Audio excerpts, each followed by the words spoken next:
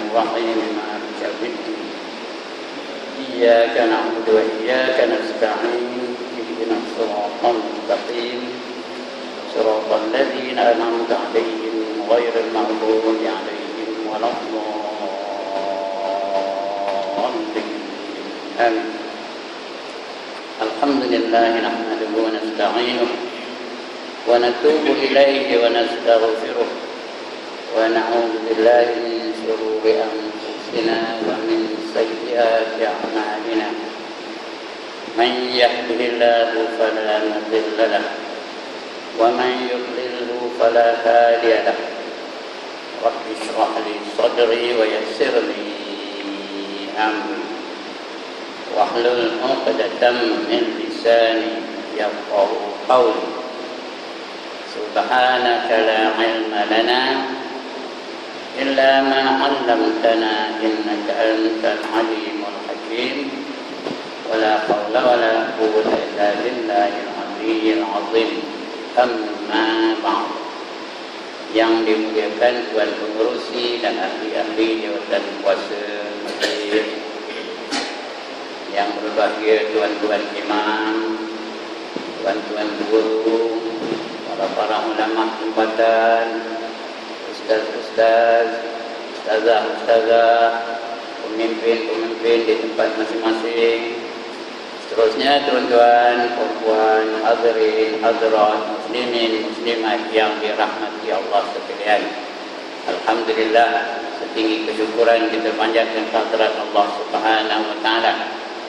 Lebih-lebih lagi bagi saya, kerana ini peluang yang kedua saya berduduk atas kursi ni. Kali pertama 15 bulan lepas tu. Ini yang tak ada lepas tu, hari ni saya datang muncul kali yang kedua. Yang ingat dia, tak ingat tak apalah ya. Alhamdulillah dapat peluang kali yang kedua. Bukan tenang dapat 2 kali sebulan ni. Saya seorang dapat 2 kali sebulan. Alhamdulillah. Tapi jangan panggil kerap sangat.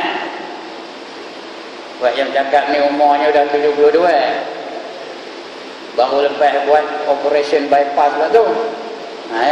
Dah bypass jantung ni dah keluar daripada badan ni, letak atas meja.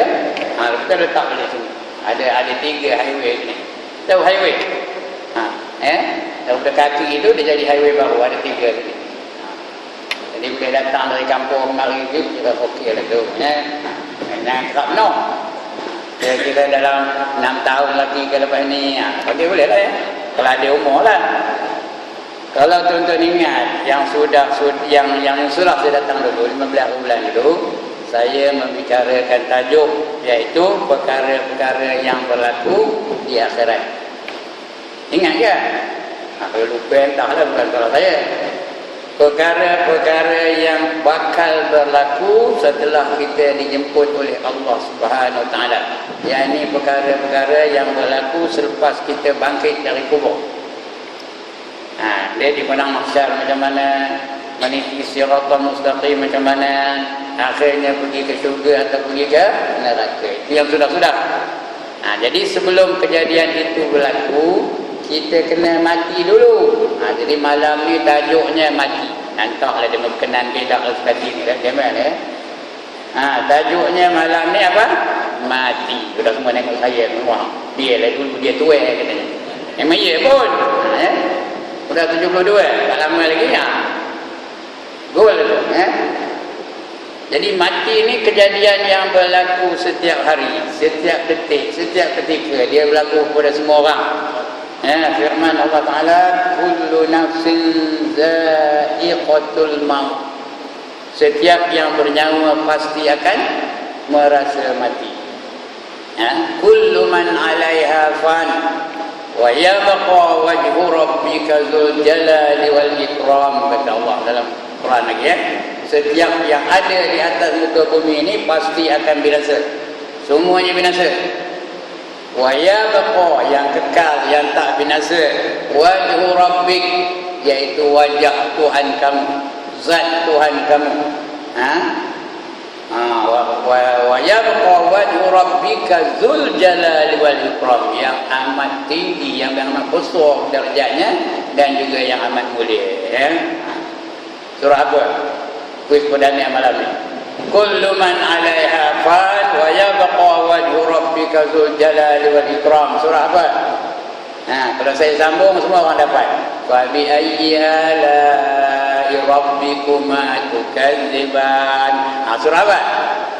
Udah ramai yang boleh jawab. Surah Ar-Rahman ya. Setiap sesuatu di atas muka bumi ini pasti akan binasa.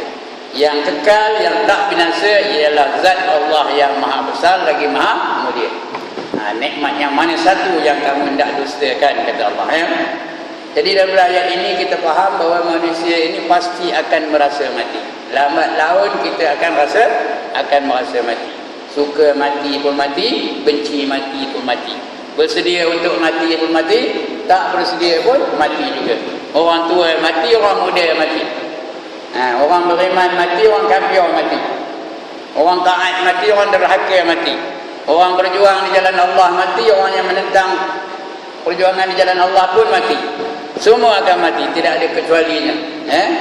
Kata Allah lagi dalam Quran, qul innal mauta allazi tafirruna minhu fa innahu mulaqikum. Kata Allah lagi dalam Quran ya.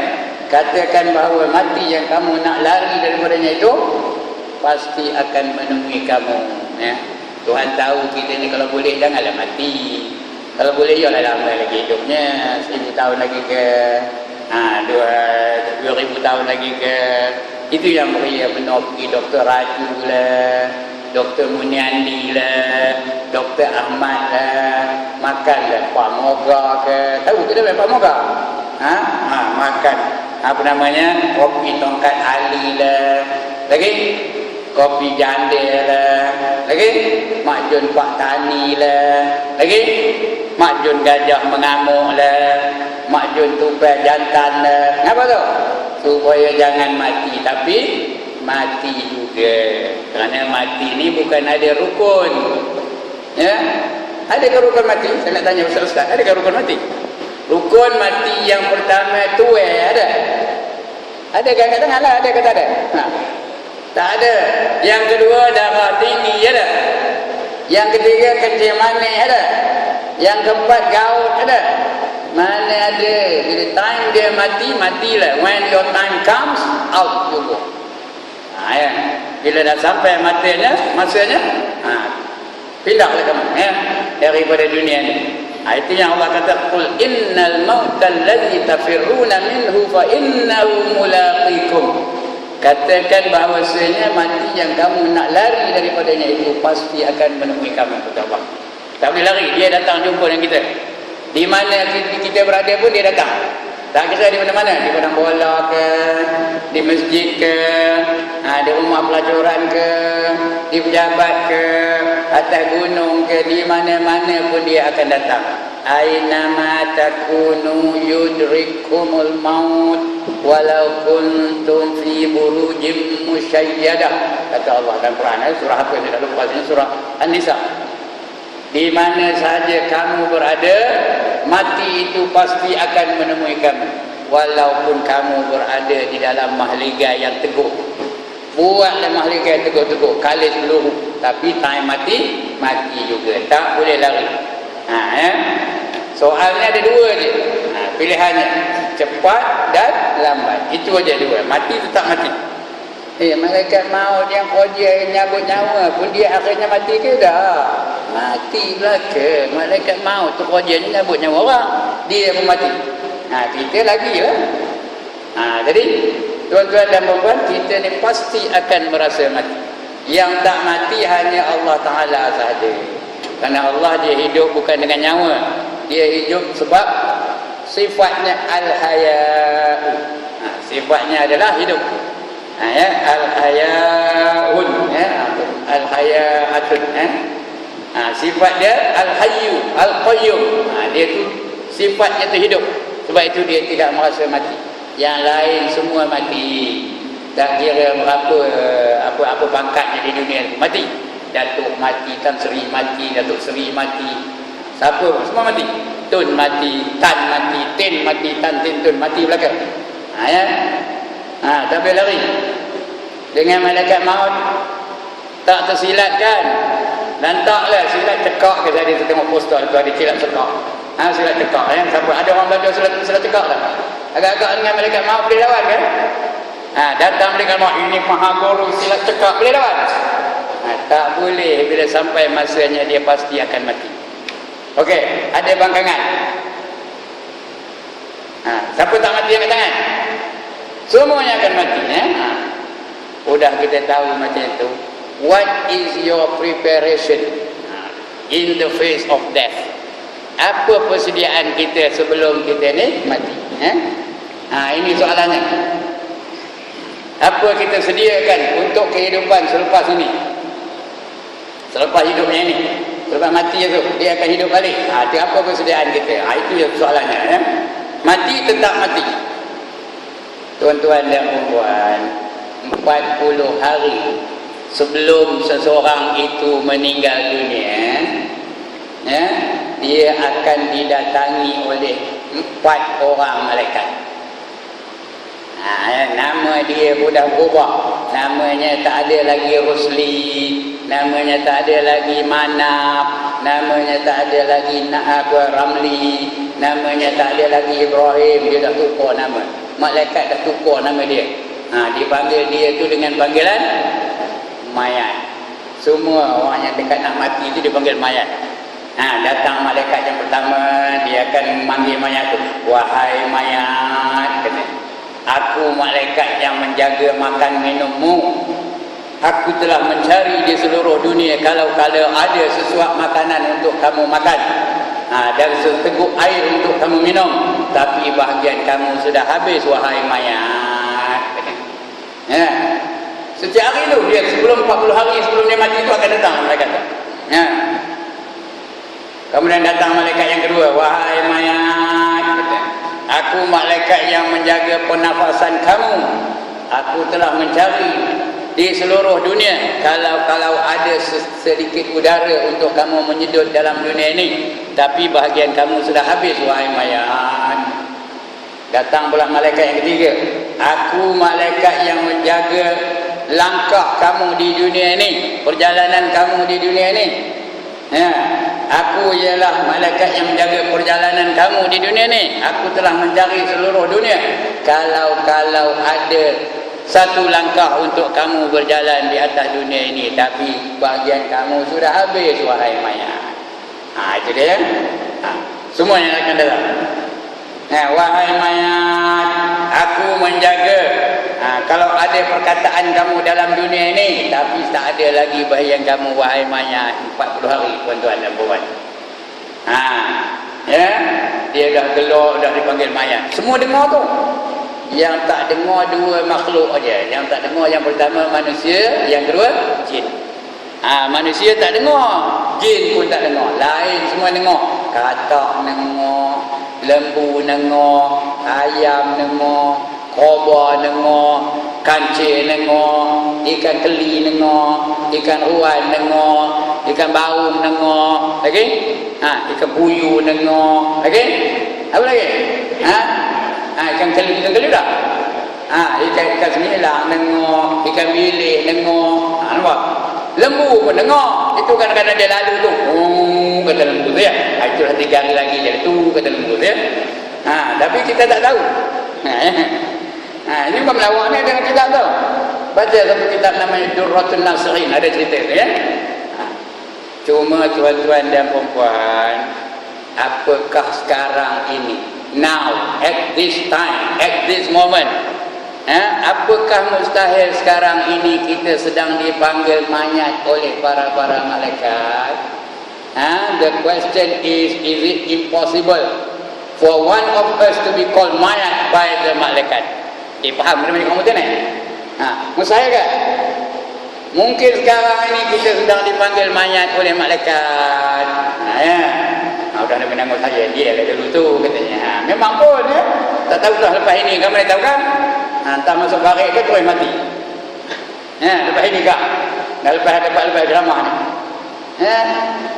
Begitulah 40 hari sebelum kita ni mati, mayat atau malaikat akan memanggil kita dengan gelaran mayat. Tak ada lagi nama Ibrahim, tak ada. Tak ada Manaf, tak ada Osman, tak ada Ramlah, tak ada Maimunah, tak ada Hindun, tak ada Zainab. Namanya apa? Mayat. Ini dia yang pertama. Ya, ada satu cerita. Dia nak cerita malam ni. Dalam satu negara ada seorang raja. Ada seorang raja yang sangat berkuasa. Tanah jajahannya luas. Ya. Pada satu hari dia mengadakan perayaan ulang tahun pemerintahannya. Macam kita buat hari merdeka lah. Dia tak ada hari merdeka. Dia memang merdeka, tak pernah kena jajah. Dia nak mengadakan ulang tahun perayaan, iaitu menyambut apa? Ulang tahun pemerintahan. Dia pun mengadakan satu celebration yang besar-besaran. Dia kerahkan semua tentera-tenteranya, tentera berkuda, tentera bergajah, tentera apa sajalah ya, berjalan kaki. Semua tentera-tentera itu berbaris, berharap untuk menyambut hari kebesaran raja itu. Raja di depan naik kuda yang begitu canggih, kuda yang begitu hebat, kuda yang begitu cantik, macam kuda Lone Ranger. Tahu tak? Orang tengok nama kuda Lone Ranger. Mana? Dia pun tak tahu bukan kuda Lone Ranger ni. Dia pun tak pernah tengok komik ke pun. Ya, kuda Lone Ranger namanya Silver. Ya. Dia raja di depan, rakyat di belakang. Daulat tuanku, daulat tuanku, hidup tuanku, hidup tuanku, kata rakyat tu. Raja pun megah dia berjalan berharap ya. Hari-hari perayaan tu berharap tak raja tu megah.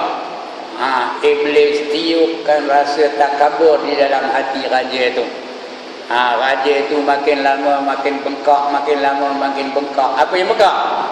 Apa yang megah?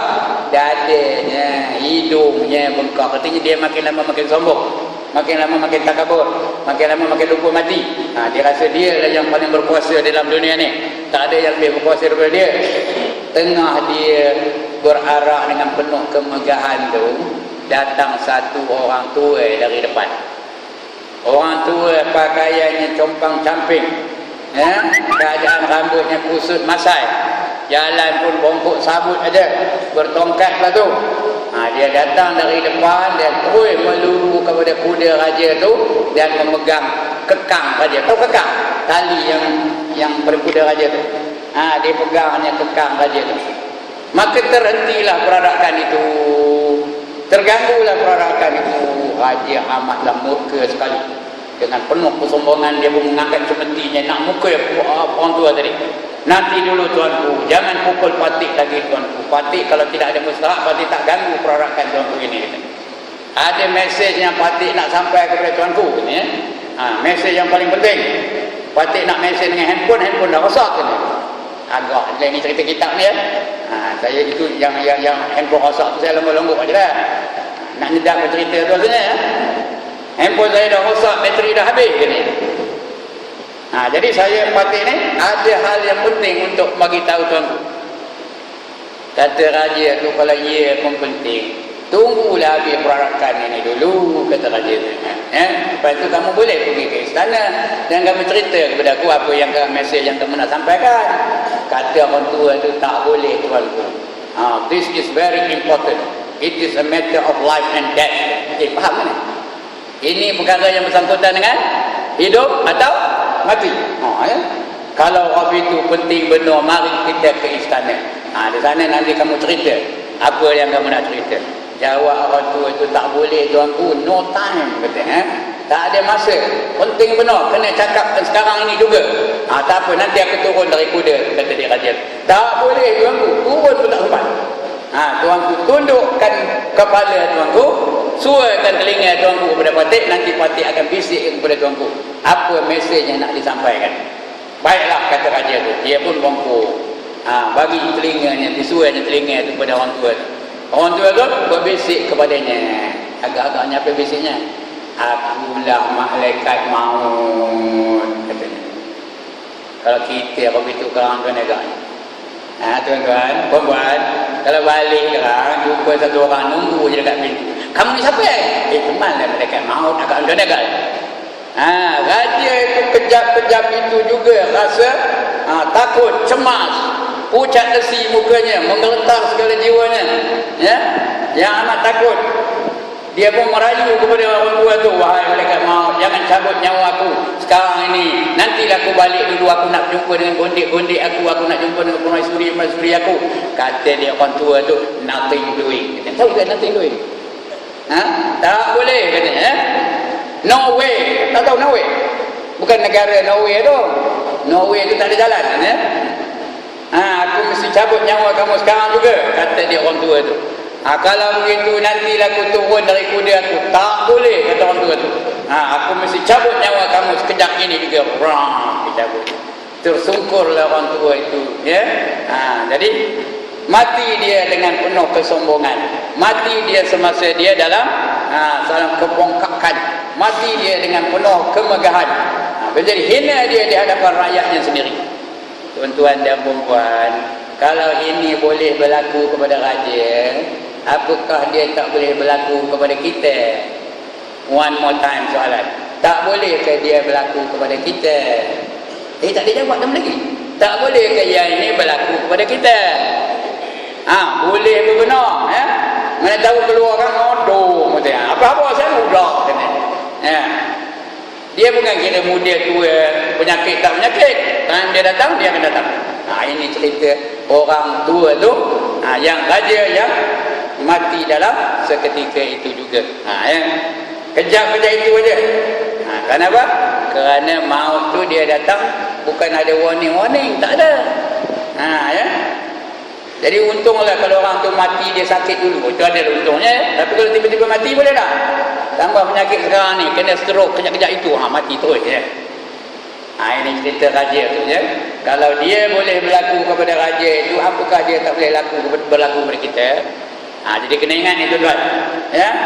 Raja mati, tinggallah rakyatnya. Pemimpin mati, tinggallah pengikutnya.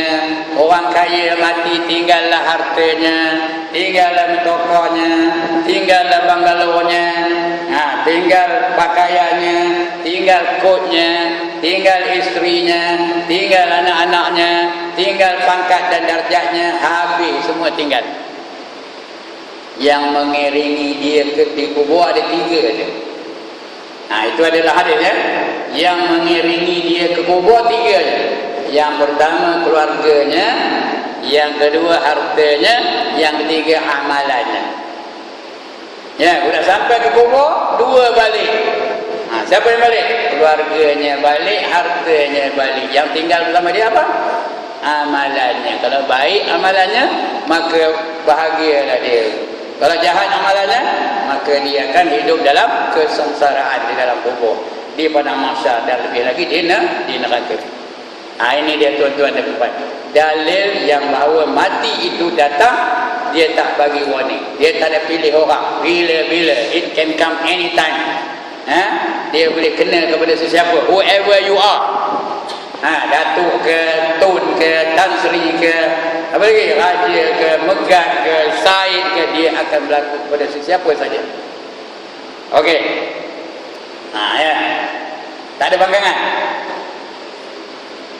Kemudian tuan-tuan dan puan-puan, tajuk kita ni mati ni ya. Seseorang yang nak mati itu, dia akan menghadapi 4 masalah.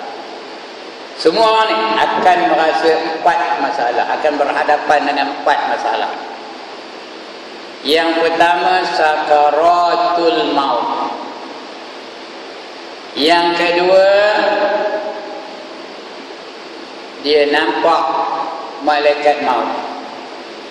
Yang ketiga, dia nampak tempatnya di akhirat. Yang keempat, dia terpaksa berhadapan dengan tipu daya iblis. Nanti saya uraikan insyaAllah 4 ya. Yang pertama apa? Dia merasa sakit mati. Dia akan berhadapan dengan sakit mati. Ya, dipanggil sakaratul maut. Sakit raja segala kesakitan. Tak ada yang lebih sakit daripada sakit mati.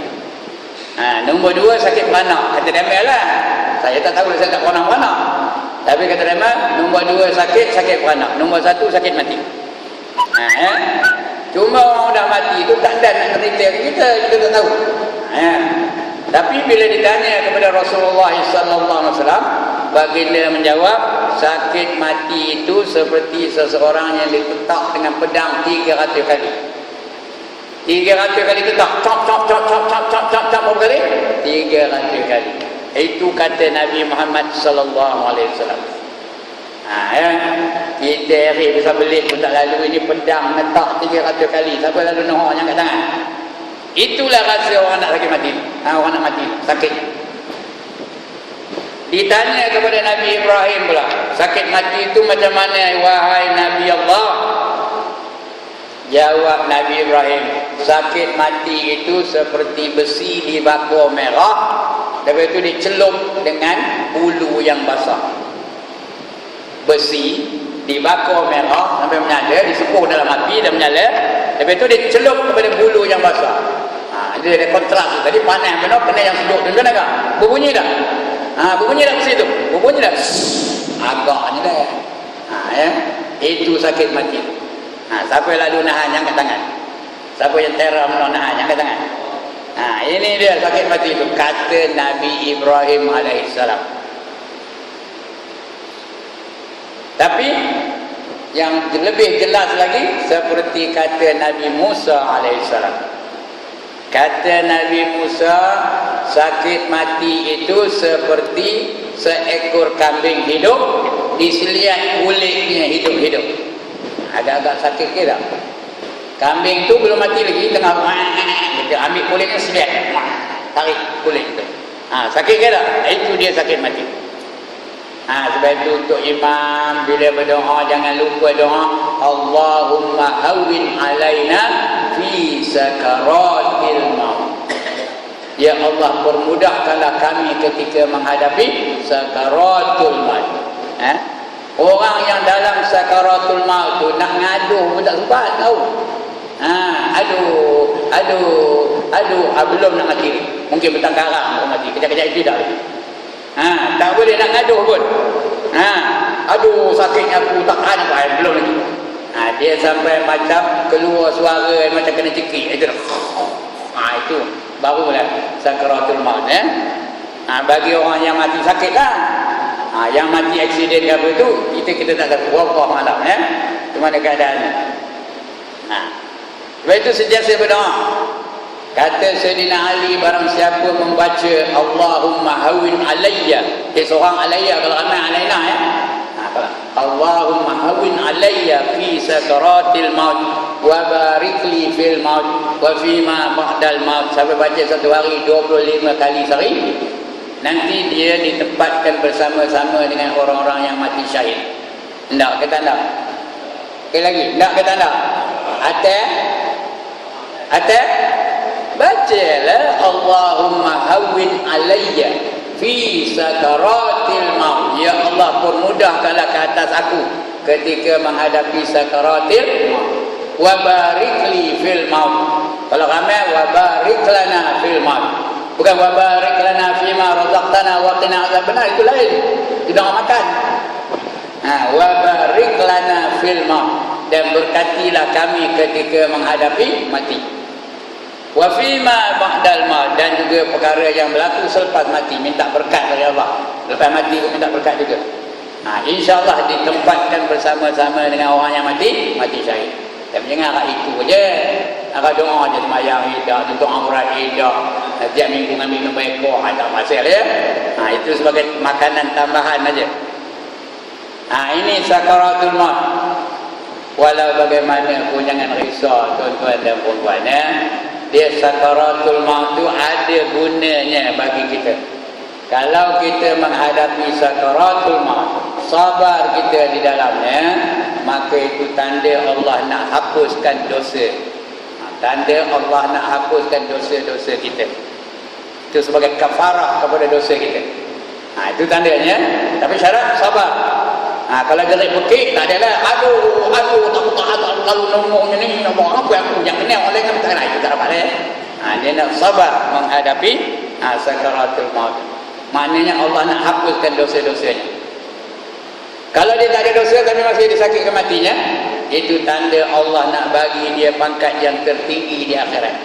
Walaupun ibadahnya tidak layak untuk mendapat tempat yang tinggi di syurga. Ibadah ni tak layak dia semayang duduk orang dia. Tapi dapat tempat yang tertinggi di syurga. Nama syurganya syurga Illiyin, syurga yang tinggi. Kalau dia sabar menghadapi sakaratul maut. Kerana orang sabar ni Allah dah janji, innama yuwaffaq sabirun ajrahum bighairi hisab, kata Allah ya. Sesungguhnya orang yang sabar itu pahalanya tidak dapat dikira berapa banyak. Ini masalah yang pertama, sakaratul maut. Orang yang paling Allah kasihi pun berpeluh-peluh menanggung sakaratul maut. Ya. Siapa yang lebih Allah kasihi selain Nabi Muhammad sallallahu alaihi wasallam? Siapa? Tak ada. Dialah yang paling Allah kasihi. Sehingga dia dapat gelaran Habibullah. Habibullah tu apa? Kekasih Allah. Pun berpeluh-peluh menahan sakaratul maut. Menangis anaknya Fatimah melihat ayahnya tu menderita sakit mati. Ya, menangis Fatimah. Sehinggalah Rasulullah bisikkan sesuatu ke telinga Fatimah, baru dia tersenyum. Fatimah tersenyum. Tak ada nangis lagi.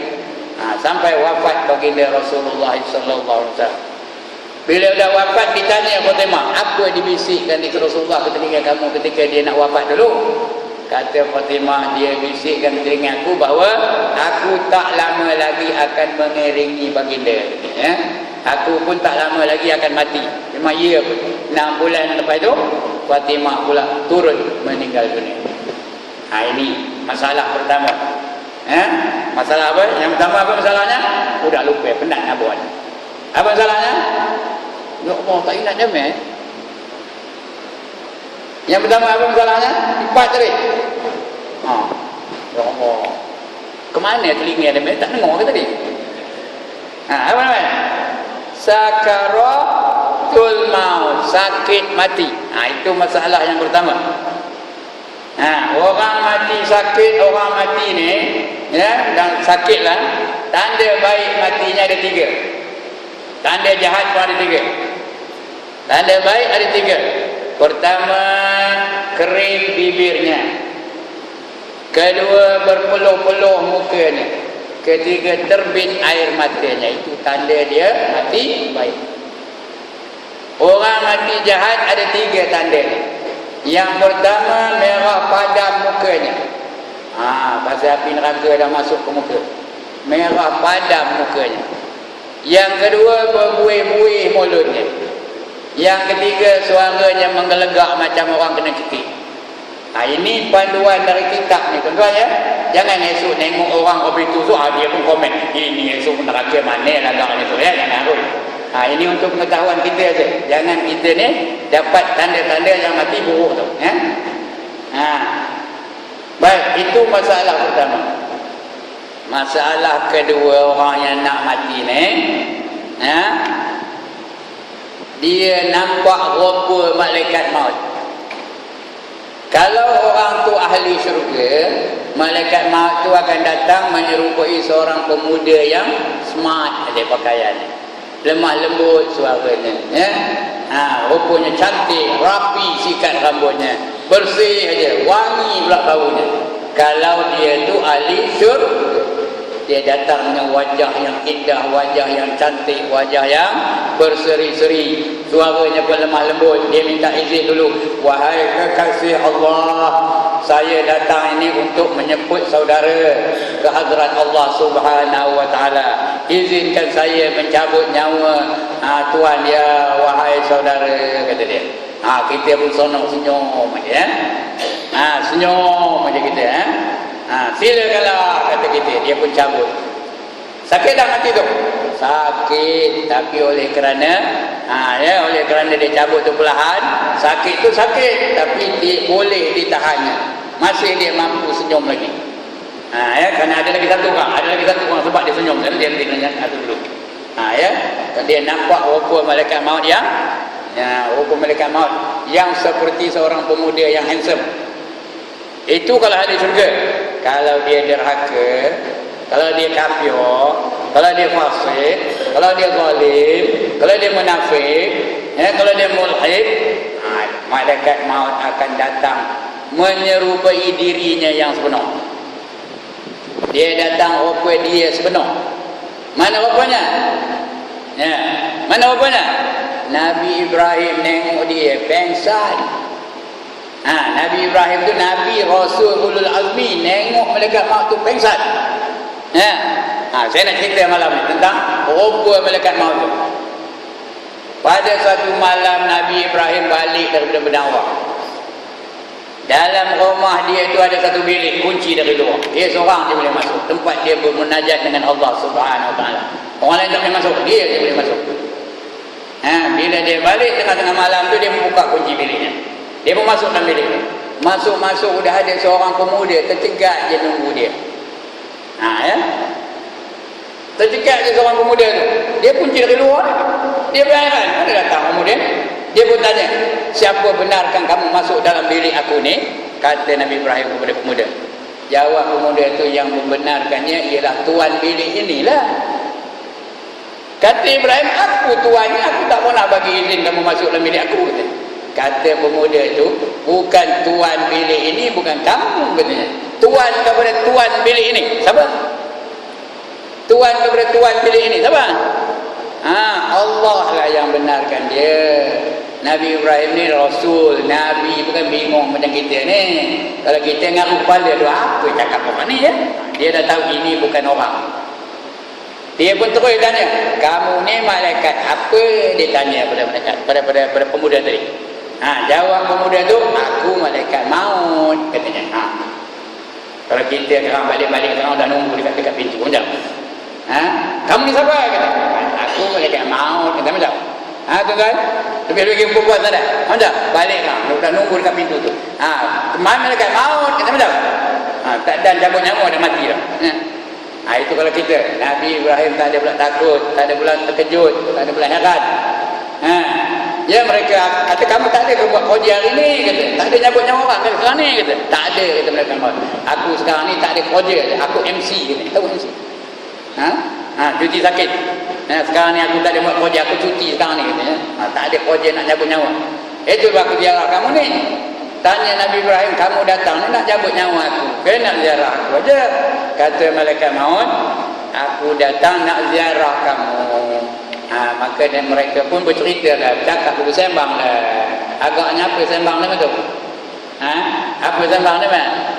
Ceritakan keli ya, ceritakan ruan ya, cerita mancing di pangkor, itu kesembang lah. Tak ada.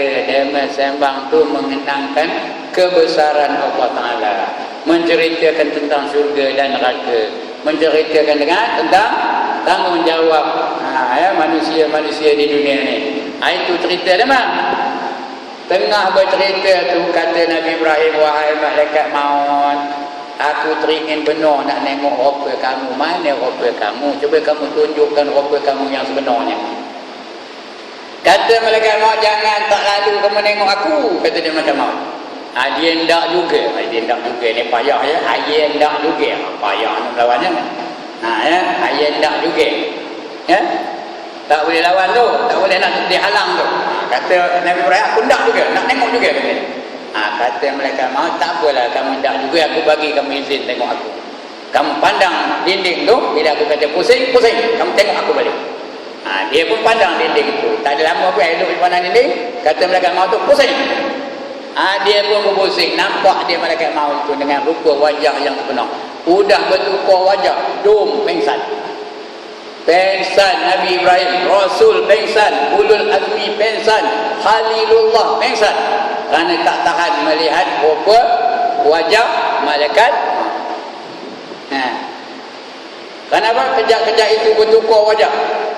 Rupanya hitam legam, rambutnya berputar-putar. Tahu berputar-putar? Buat arum muka apa yang apa? Eliket apa? Betul lah rambutnya. Agaknya lah ya. Apa itu rambutnya? Lagi keluar asap dan api dari mulut dan hidungnya. Suaranya seperti halilintar. Rambutnya berputar-putar. Dah kamu tadi dah rambutnya. Pakaiannya compang-camping. Baunya yang amat busuk. Itulah rupa malaikat maut, wajah dia yang sebenar. Mencabut nyawa orang yang asi, orang yang derhaka, orang yang kafir, orang yang zalim, orang yang fajir, dan segala-gala orang yang dimurkai oleh Allah Ta'ala. Dia datang dengan suara yang begitu keras, wahai musuh Allah, kembali kamu kepada kemurkaannya. Wah, dicabutnya ya. Itu dia. Dia nampak rupa malaikat maut dengan rupa yang sebenarnya kalau dia itu derhaka kepada Allah. Itu yang kedua. Yang ketiga, masalah orang nak mati ni, dia nampak tempatnya di akhirat. Kalau ahli syurga, dia nampak syurga, nampak mahligai-mahligainya, nampak pakaian-pakaiannya, nampak kenderaannya, ya, nampak makanannya, nampak perhiasan syurganya, dan lebih-lebih lagi kalau dia lelaki, dia nampak apa? Ya Allah, orang lelaki nampak apa? Nampak bidadari syurga, melambai-lambai, ahlan wa sahlan, welcome to syurga, come to me my darling. Bidadari kita kata kamu betul kan? Ya nampak. Itu yang senyum aja. Tak pernah nengok ke orang mati dibunuh oleh Israel tu, dibunuh tentera Israel, nampak senyum aja, tenang aja rupanya. Pasal apa? Pasal dia nampak tempatnya di syurga, nampak dia keindahan syurga, nampak dia nikmat-nikmat syurga yang menanti dia. Itu yang senyum aja. Ya, Allah ada sebut dalam Quran, fakashafna anka ridha'ak fabasarukal yawma hadid, kata Allah dalam Quran ya. Pada hari itu mereka dapat pandangan tembus, nampak mereka alam syurga tu nampak. Dan mereka dapat nampak hari yang mereka nanti akan dibangkit semula di akhirat kelak. Itu yang senyum aja ya. Berpeluh-peluh dia. Ya. Macam apa? Orang yang mati dibunuh oleh orang Israel atau dibunuh oleh tentera-tentera Syria tu ya. Dia mati syahid tu, orang syahid tu senyum aja rupanya kerana dia nampak tempat dia di syurga. Tapi kalau dia matinya keadaan kafir, keadaan derhaka, itu yang terbeliang di mata. Ada yang terjulur lidah, ada yang macam-macam lah rupanya. Jadi kita ni mudah-mudahan tak ada lah jadi orang itu ya. Kalau mudah-mudahan kita senyum macam matinya. Itu yang ketiga. Yang keempat, masalah orang yang nak mati ni ya. Yang keempat, dia terpaksa berhadapan dengan apa? Terpaksa berhadapan dengan tipu daya iblis. Kerana iblis tu matlamatnya nak merosakkan akidah kita. Itu matlamat iblis ya. Nak menjadikan kita kafir. Ada pun yang orang-orang agama lain yang narik kita kepada ke arah agama mereka itu tentera-tentera iblis tu. Yang dia pergi ke gereja, dia mencari mana orang pakai miskin, dia akan tolong bantu supaya tertarik dengan agama dia. Itu semua tentera-tentera iblis. Kerana iblis tu akhirnya dia nak menyelewengkan akidah kita. Dia hendakkan kita ni mati kafir. Dia hendakkan kita ni mati kafir. Kerana itu matlamat iblis tu. Kerana dia dah bersumpah dengan Allah Ta'ala. Ketika Allah Ta'ala keluarkan dia dari syurga, dia minta izin dengan Allah supaya umurnya panjang.